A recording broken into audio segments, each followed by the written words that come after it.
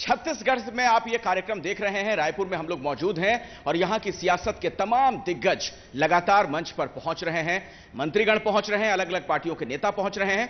उनसे हम समझने का प्रयास कर रहे हैं कि आखिर जनता को लेकर आगे के दिनों में उनके मन में क्या सोच है। तो हम अब मंच पर आमंत्रित करना चाहेंगे। मेरे साथ इस वक्त दो खास मेहमान जुड़ रही हैं। तुलिका कर्मा जी हैं, आप जिला पंचायत प्रमुख हैं दंतेवाड़ा में। और अपने दर्शकों की जानकारी के लिए मैं बता दूं कि एक बहुत ही दुखद घटना हुई थी। महेंद्र कर्मा जी की नक्सली हमले में मौत हुई थी। उन्हीं की बेटी हैं तुलिका कर्मा जी। मंच पर आप सादर आमंत्रित हैं। किरणमयी नायक जी हमारे साथ हैं यहां पर। रायपुर की आप पहली महिला मेयर हैं। बहुत बहुत स्वागत मंच पर। जरा जोरदार तालियां हो जाएं। और इस सत्र का संचालन करेंगी मेरी सहयोगी शोभना यादव। शोभना,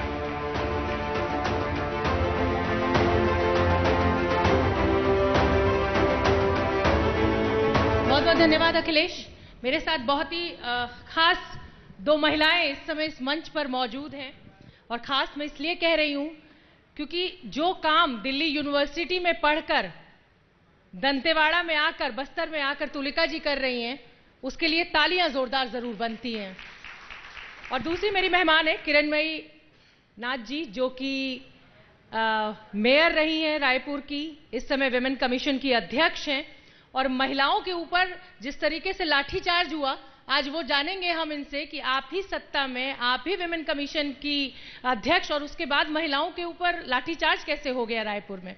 तो चलिए मैं तुलिका जी से शुरू करूंगी। तुलिका जी, दिल्ली यूनिवर्सिटी में आपने पढ़ाई की, इंग्लिश स्पीकिंग लड़की, बस्तर आ गई, दंतेवाड़ा आ गई। ये मैं जानती हूं कि आप बस्तर टाइगर की बेटी हैं, लेकिन दिल्ली छोड़कर बस्तर क्या खींच लाया आपको?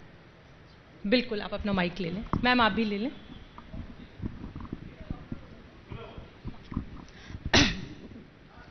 सबसे पहले एबीपी न्यूज को मैं धन्यवाद देना चाहती हूं। बस्तर अंचल में कार्य कर रहे एक जनप्रतिनिधि को इस मंच में मौका देने के लिए आपको तहे दिल से धन्यवाद। कुछ परिस्थितियां ऐसी आई, जैसे कि आप सभी जानते हैं कि फादर के जाने के बाद माताजी विधानसभा चुनाव जीती। विधानसभा के सभी हमारे लोगों ने, क्षेत्र ने उनको एक विश्वास के रूप में वो जिम्मेदारी दी और उन्हें ऐसा लगा कि शायद मेरी आवश्यकता है उनको। तो मुझे लगा मेरी जिम्मेदारी पहले मेरी माँ है, तो मुझे उनके लिए खड़ा रहना है, और ये समझकर मैं उनके साथ एक साई के रूप में आई। आपने अपने पिता के नक्शे कदम पर चलते हुए अपने इलाके के लिए, डेवलपमेंट के लिए, ट्राइब्स को पढ़ाने लिखाने के लिए बहुत कुछ किया है। मैं जानना चाहती हूँ कि आप छोटा सा एक हमें ये ज़रूर बताएं कि आप क्या कुछ कर रही हैं और आगे आप कैसे बढ़ना है। जी, थैंक यू। क्योंकि स्वयं मैं एक महिला हूँ, तो मैं महिला शक्ति को आगे बढ़ाने का कार्य कर रही हूँ। हम लोगों का क्षेत्र जो दंतेवाड़ा जिला है, आप सभी जानते हैं कि नक्सली क्षेत्र है और यहाँ पे काम करना आसान नहीं है। पर कहीं ना कहीं जो हमारे फादर का जो सपना था, उन सपनों को पूरा करने के लिए हम लोगों को आगे बढ़ना है। शिक्षा के क्षेत्र में हम लोग फोकस कर रहे हैं कि आज अंदरूनी क्षेत्र में जिस प्रकार हमारे बच्चे, आप विश्वास नहीं करेंगे कि नक्सली क्षेत्र होने के बावजूद आज हमारे बच्चे वहां से इंजीनियर, डॉक्टर बन रहे हैं। तालियां होनी चाहिए। हमारे बीच में डीएसपी बने हैं, ये बहुत गर्व की बात है। अभी वर्तमान में हमारे बीच में से एक बच्ची तहसीलदार बनी है। तो ये कहीं ना कहीं हमारा दंतेवाड़ा आगे बढ़ रहा है और हम सभी का प्रयास जो है शिक्षा को आगे बढ़ाने का कार्य और कोशिश यही है कि शिक्षा आगे बढ़ेगी। yes, तो डेफिनेटली नक्सलिज्म जो है वो खुद ही कम होगा, डेफिनेटली बैकफुट होगा। और जिस प्रकार हम सरकार की योजना, शासन प्रशासन के माध्यम से हम लोगों ने जो अंदरूनी क्षेत्रों में, एक बात कहना चाहूंगी, एक ग्राम पंचायत समेली है जो बहुत ही नक्सली क्षेत्र में है। आज हम लोगों ने मिलकर के हर पंचायतों में लड़कों को, बेरोजगार जो लड़के हैं उनको रोजगार देने के लिए हम लोग 50,000 से 1 लाख रुपए का उनको हम फ्री में लोन दे रहे हैं। नेक्स्ट ईयर से वो 2,000 रुपीज पे करेंगे। तो उस जो दुकान का जो कार्य करेंगे, चाहे वो अंदरूनी क्षेत्रों में आपका किराना दुकान हो गया, आपके लिए मोबाइल के शॉप्स हो गए और कपड़ों की दुकान हो गए, जो भी जरूरतमंद जो दुकानें हैं हम उन लड़कों को दे रहे हैं, जिससे वो लड़के अपने पैरों में खड़े होंगे और गलत जो रास्ते हैं उनसे वो उस रास्ते में नहीं जाएंगे। तो ये प्रयास चल रहा है और अभी तक के हम लोगों ने 400 बच्चों को हम लोगों ने लोन दिया है।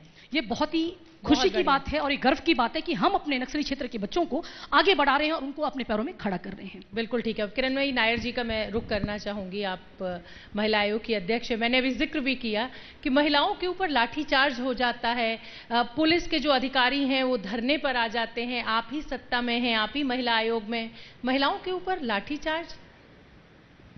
देखिए, आंदोलन जब होते हैं और आंदोलन में उनके एक प्रोटेक्शन और सारी चीज़ों की गवर्नमेंट को जो वर्किंग करनी पड़ती है तो वहाँ पर होता है। मैं ये नहीं कहती कि नहीं होता, और ये हमारी सरकार की एक कहना चाहिए कि किसी भी एजेंसी के ऊपर में ऐसा कोई कंट्रोल और टेरर नहीं है, इसलिए पुलिस वाले भी आंदोलन में बैठ जाते हैं। और ये हमारे सीएम साहब हर चीज़ को सहजता से लेते हैं। और धरना आंदोलन सबका अधिकार है, मैं नहीं कहती कि नहीं करना चाहिए और किसी सरकार में नहीं होता है, ये भी नहीं कहूँगी, परंतु हर आंदोलन के सकारात्मक जो परिणाम आते हैं, जितनी इजीली इस सरकार में हर चीज़ की शर्तें मानी जाती हैं, हर चीज़ को, हर वर्ग को जो संतुष्ट किया जाता है, ये एक बड़ी बात है। हमारे सीएम साहब की खासियत है और खूबी है कि वो किसी भी चीज़ को इतना लिंगर ऑन नहीं करने देते। जैसा कि अभी आपने देश में देखा है कि 1 साल से ऊपर का समय हो गया, लेकिन आखिरकार उनको झुकना आंदोलनकारियों की शर्तों के कारण पड़ना। तो हमारे सरकार में कोई भी आंदोलन इतना लंबा नहीं चलता। तो झुकना तो बड़प्पन की निशानी है ना, इसको कमी क्यों माना जा रहा है बीजेपी की? यही तो कह रही हूँ, यदि जल्दी मान जाते हैं वो ज्यादा काबिल तारीफ है कि 1 साल के बाद मानने में काबिल तारीफ होना चाहिए। चलिए, क्योंकि आप किरणमयी जी आप विमेन कमीशन की अध्यक्ष हैं, इसलिए सवाल जरूर बनता है। जशपुर का मैं जिक्र करना चाहूंगी। ट्राइबल लड़कियां हैं, उनको बहला फुसलाकर बाहर ले जाया जाता है, नौकरी का झांसा देकर बाहर ले जाया जाता है, और उसके बाद ह्यूमन ट्रैफिकिंग, ये बहुत बड़ी समस्या है। इसको लेकर आपका कमीशन क्या कर रहा है और सरकार से आप क्या चाहती हैं? आपने बहुत अच्छा सवाल पूछा है। अब आपको मैं ये कहूं कि आप हमारी सरकार के जो 3 साल पूरे हुए हैं, इस साल के आंकड़े, और यदि आपके पास पुराने आंकड़े होंगे तो आपको अंतर साफ दिख जाएगा। क्योंकि मैं खुद जशपुर में विमेन कमीशन के मेरी हियरिंग वहाँ पर हुई थी, कोर्ट हियरिंग। मैंने वहाँ पे सभी अधिकारियों से बात किया था। पहले की बात का मैं कोई दोषारोपण नहीं करूँगी और टीका टिप्पणी नहीं करूँगी, परंतु अब जो है हमारी सरकार बहुत सेंसिटिवली काम कर रही है। हमारा पुलिस प्रशासन जिन जिन बच्चियों की मिसिंग रिपोर्ट्स होती है उसकी पूरी तह तक जा कर के बच्चियों को वापस लाने की कवायद बहुत हो चुकी है। और हमारे यहाँ सीएम साहब ने और हमारे पुलिस प्रशासन ने एक स्पंदन करके एक अलग से विंग खोला है। हर पुलिस थाने में कोशिश हो रही है हर जगह पर। तो महिलाओं के मामलों को लेकर के बहुत ही सेंसिटिवली हमारे यहाँ काम हो रहा है। तो घटनाएं और अपराध महिलाओं के साथ नहीं होते, मैं ये नहीं कहती, होते हैं, परंतु उसके ऊपर हमारे यहाँ कभी आपको ये शिकायत नहीं मिलेगी कि पुलिस ने एफआईआर नहीं लिखी, पुलिस ने किसी को अरेस्ट नहीं किया, पुलिस ने एक्शन नहीं लिया। मैंने मान लिया कि आप एफआईआर भी लिखते हैं, आप एक्शन भी लेते हैं, लेकिन क्राइम अगेंस्ट विमेन अगर बढ़ता है तो क्या ये सरकार की नाकामी नहीं है? नहीं, ये आप अभी नहीं कह सकती कि क्राइम अगेंस्ट विमेन बढ़ा है, पर आंकड़े तो यही कह रहे हैं कि रायपुर में या छत्तीसगढ़ में जो है वो बिल्कुल नहीं बढ़े हैं क्राइम। नहीं, बिल्कुल नहीं। मैं क्योंकि खुद यहाँ से लगातार मैं मॉनिटर करती हूँ, और यदि कभी किसी न्यूज़ चैनल पे भी यदि किसी महिला अपराध की रिपोर्ट आती है या किसी प्रिंट मीडिया में आती है तो मैं उसको सुओ मोटो कॉग्निजेंस में लेती हूँ और मैं खुद उसकी मॉनिटरिंग करती हूँ और मैं पता करती हूँ। अभी बीच में हमने राजनांदगांव से एक बच्ची का बाहर जाने का ह्यूमन ट्रैफिकिंग का आया था, तो हमने डीजीपी से मिलकर के वहाँ पे एक अलग से सेल का निर्माण भी करवाया था और उस बच्ची को रेस्क्यू भी कराया था। अगर आपकी सरकार इसी धरती पर इतना रोजगार पैदा कर देगी तो शायद इन बच्चियों को उस लालच में, नौकरी का जो लालच है, जो पैसा कमाने का लालच है, उसमें आने की जरूरत ही नहीं पड़ेगी। तो क्या ये नाकामी नहीं है? आप 3 साल की उपलब्धियां तो गिना रही हैं, बच्चियों को बाहर जाना ही क्यों पड़ रहा है? नहीं, देखिए, अभी जो बच्चियों के बाहर जाने का जो आप कह रही हैं ना, ये सारी चीजों में भी एक तो कमी आई है, पहली चीज। दूसरी, इन सब चीजों के पीछे जाने के पीछे बहुत सारे रीजंस जो होते हैं, उसमें एक ये है कि इनको पहले प्रेम जाल में फंसाना, प्रेम जाल में लेकर के भागना शादी करने के बहाने से, और उसके बाद उनका शोषण, ये एक कॉमन ट्रेंड है। तो आप किसी को ये तो नहीं कन्विंस कर सकते ना कि किसी लड़के के चक्कर में ना पड़ो। ये अभी हमारा ट्रेनिंग और अवेयरनेस का मुद्दा है जिसको हम करने वाले हैं। तो अभी जो आपने एक सवाल में एक लाइन बोल दी थी, मैं उसी चीज को बताना चाहती हूँ कि हमारी जो सरकार है यहाँ पर पिछले 3 सालों में अभी जितनी योजनाएं आई हैं उस योजनाओं पर सीएम साहब ने बात की होगी, मैं तो नहीं सुन पाई हूँ, पर जो किसानों को लेकर योजना और खास तौर से जो अभी गोबर पर इकोनॉमी पे, मैं उस पर तो आऊंगी। उसमें सेल्फ हेल्प ग्रुप, पहले महिलाओं की बात करूंगी, तो सेल्फ हेल्प ग्रुप की महिलाओं को बहुत सारा मतलब जो एडवांटेज मिला है। मैं आऊंगी किरण जी, आऊंगी, क्योंकि मैं अब तुलिका जी का रुख करना चाहती हूँ। महिलाओं की शिक्षा की बात हो रही है, ह्यूमन ट्रैफिकिंग की बात हो रही है, आदिवासी ये बाहुल्य इलाके हैं और आप जानती हैं कि इस इलाके की जो महिलाएं हैं वो आम महिलाओं से बहुत पिछड़ी हुई हैं। तो उसके लिए क्या खास कदम आपके द्वारा उठाए जा रहे हैं कि इस तरीके की स्थिति में सुधार हो, महिलाएं जो हैं वो यहां से बाहर नौकरी के लालच में ना जाएं, यहीं पर आप इतना रोजगार उनके लिए उपलब्ध कराएं? जी, आदरणीय मुख्यमंत्री भूपेश बघेल जी को मैं धन्यवाद देना चाहूंगी।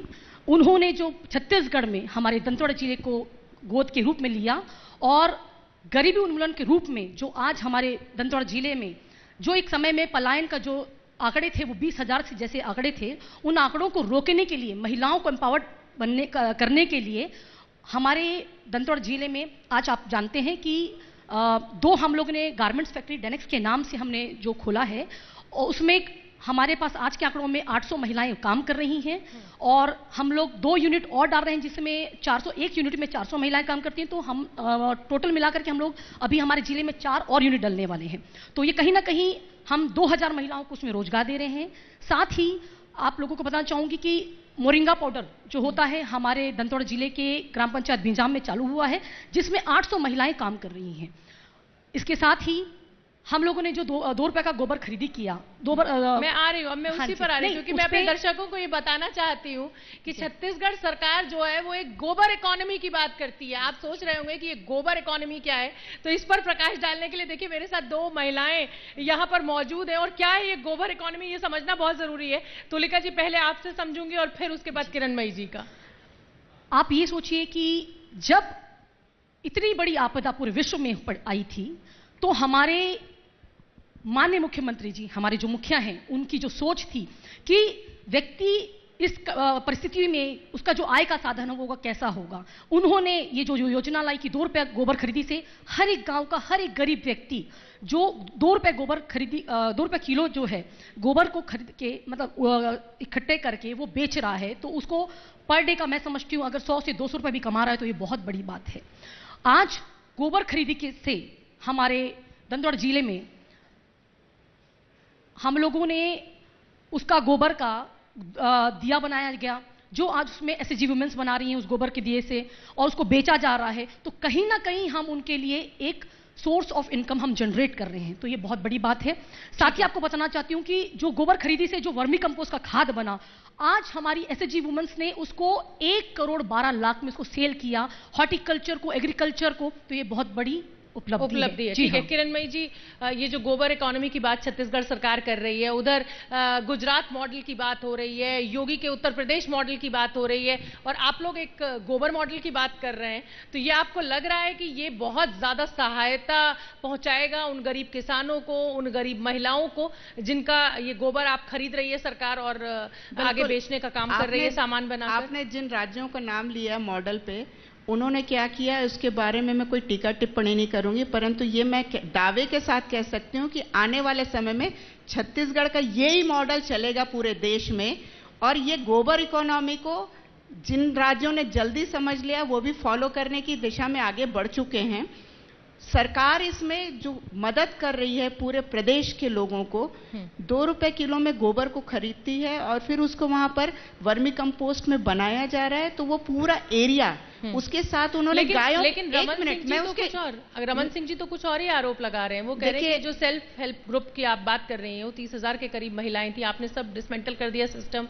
नहीं, देखिए ऐसा है, रमन सिंह जी क्योंकि मिड डे मील बनाती थी वो, पूरे 15 साल में रमन सिंह जी जो क्या किए हैं उसको पूरे छत्तीसगढ़ की जनता ने मुंह तोड़ जवाब दे दिया है। एक के बाद दूसरी बार, दूसरी के बाद तीसरी बार उनको 3 टर्म मिले, इसीलिए तो मैं कह रही हूं, पर वो ये काम नहीं कर पाए जो माननीय मुख्यमंत्री जी ने किया है। तो जो मैं पूरी बात कह दूं आपको कि गोबर के माध्यम से पूरे छत्तीसगढ़ के गांव में रोजगार पैदा कर दिया, गांव के लोगों को सक्षम बना दिया। एक तरफ राजीव गांधी किसान न्याय योजना का फंड जो एमएसपी से एक्स्ट्रा पैसा दे रहे हैं वो, और ये गोबर, इनसे गांव के गांव में लोगों को रोजगार मिल गया है। गांव में गायें जो हैं वो सड़क पर आकर के मरने की संख्या अब नहीं के बराबर है। पहले गौ संरक्षण के नाम से जो घोटाले होते थे वो अब बंद हो चुके हैं। तो जो लोग गाय और गौ माता की नाम लेते थे वो लोग अब गौ मांस निर्यात करने में लगे हैं। परंतु छत्तीसगढ़ में वास्तव में गौ माता का संरक्षण हो रहा है और उसके माध्यम से गोबर इकोनॉमी जो आपने शब्द कहा, उसके माध्यम से पूरे छत्तीसगढ़ के गांव में लोगों को भरपूर पैसा मिल रहा है और वहीं के वहीं गांव में रोजगार मिल रहा है। ठीक है, अब मैं आना चाहूंगी नक्सलवाद की समस्या पर। एक पक्ष ये भी है नक्सलवाद की समस्या से जूझने के चलते, क्योंकि आप दंतेवाड़ा में बहुत काम कर रही हैं, इसलिए मेरा ये सवाल आपसे बनता है कि गोली का उपचार सिर्फ गोली है। तुलिका कर्मा जी के हिसाब से क्या उपचार है इस समस्या का, क्योंकि नक्सलवाद बहुत बढ़ा है, घटनाएं बहुत बढ़ी हैं, क्या उपचार आप देखती हैं, कैसे समस्या का हल होगा? जैसे मैंने पहले ही कहा था कि शिक्षा का क्षेत्र को आगे बढ़ाना है। जब विकास करना मतलब डेवलपमेंट नहीं होता, दंतेवाड़ा जिले के आखिरी व्यक्ति का अगर डेवलपमेंट होता है, उसका विकास होता है, तो निश्चित तौर पर वो गलत रास्ते पे नहीं जाएंगे। और मैं समझती हूं कि गोली का जवाब गोली तो नहीं, पर यह है शिक्षा, रोजगार से हम उनको आगे बढ़ा सकते हैं। किरणमयी जी, आप क्या कहते हैं, क्या गोली का जवाब सिर्फ गोली? हालांकि केंद्र सरकार की तरफ से कोशिश की जा रही है कि पुलिस कैंप्स बना दिए जाएं, कम किया जाए इसको, विकास किया जाए, लेकिन कुछ हो नहीं रहा है। तो क्या ये आरोप आपकी सरकार पर भी लगता है कि कंट्रोल नहीं कर पा रहे हैं रमन? देखिए, सवाल ये है कि पिछले 3 साल में जितने नक्सलवादी लोग क्षेत्र खाली कराए गए हैं छत्तीसगढ़ में, अब बस्तर के दूरस्थ अंचलों में, आप तुलिका जी उसको ज्यादा अच्छा एक्सप्लेन करेंगे कि कितने एरिया पहले थे और वहां पर अब डेवलपमेंट के लिए फैक्ट्रीज डलने की बात हो रही है, जिस एरिया में लोग कॉमनली जाते नहीं थे और वहां पर लोगों को रोजगार मिल रहा है। तो ये आप कह सकते हैं कि पहले जो बीजेपी गवर्नमेंट में था कि 4 या 5 जिले बचे थे और बाकी पूरा क्षेत्र नक्सल प्रभावित हो रहा था। हमको दिल्ली भी जाते थे तो लोग बोलते थे कि रायपुर एयरपोर्ट में उतरेंगे तो शायद नक्सली वहां पर गन लेके खड़े होंगे। ऐसी स्थिति अब छत्तीसगढ़ की नहीं है। बड़ा दावा आप कर रही हैं। मैं अब आना चाहूंगी, प्रियंका गांधी कहती है कि लड़की हूं, लड़ सकती हूं। तो ये जो मुहिम प्रियंका गांधी ने छेड़ी है, लड़की हूं लड़ सकती हूं, हालांकि ये मुहिम उन्होंने उत्तर प्रदेश में छेड़ी है, 40% आरक्षण की वो बात कर रही हैं। तो अब ये जो महिला लीडर आपकी निकल कर आ रही है, क्या चाहती हैं कि प्रियंका गांधी को अध्यक्ष बना दिया जाए या राहुल गांधी? हाईकमान का मैं तुलिका जी जवाब चाहती हूँ आपसे। प्रियंका गांधी, चलिए आप जवाब दे दीजिए, फिर मैं दे दूंगी। या फिर राहुल गांधी? जो भी हाईकमान का फैसला होगा हम उसमें सहमत हैं।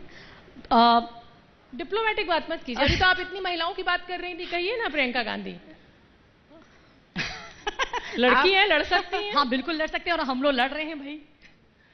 निश्चित रूप से लड़की हूं लड़ सकती हूं का जो नारा है ये पूरे देश में एक महिलाओं के अंदर आत्मविश्वास के लिए एक बहुत सशक्त नारा है और हर लड़की में जोश और राहुल गांधी। बिल्कुल, हमको प्रियंका गांधी भी चलेंगी, हमको राहुल गांधी भी चलेंगे और यदि आप प्रायोरिटी की बात करेंगे तो महिला का पक्ष चलेंगे। अच्छा, ये देखिए, चलिए किरणमयी जी ने तो प्रियंका गांधी के नाम पर मोहर लगा दी है। तुलिका जी, आप? डेफिनेटली मैम जैसे कह रही हैं कि भाई हम महिलाएं तो लड़की हैं तो लड़की हैं। चलिए, बहुत बहुत धन्यवाद आप दोनों ही मेहमानों का हमारे लिए वक्त निकालने के लिए। तो तुलिका जी और किरणमयी जी दोनों का यही कहना है कि जो आला कमान करेगा हम उसी पर आगे बढ़ेंगे, लेकिन महिलाओं के लिए दोनों की तरफ से ही जो भी काम करने के दावे किए जा रहे हैं वो सराहनीय है। बाकी भूपेश बघेल सरकार के 3 साल का जो लेखा जोखा है वो हम लगातार अपने दर्शकों तक पहुंचा रहे हैं। छोटा सा ब्रेक, फौरन लौटेंगे। आप देखते रहिए एबीपी न्यूज।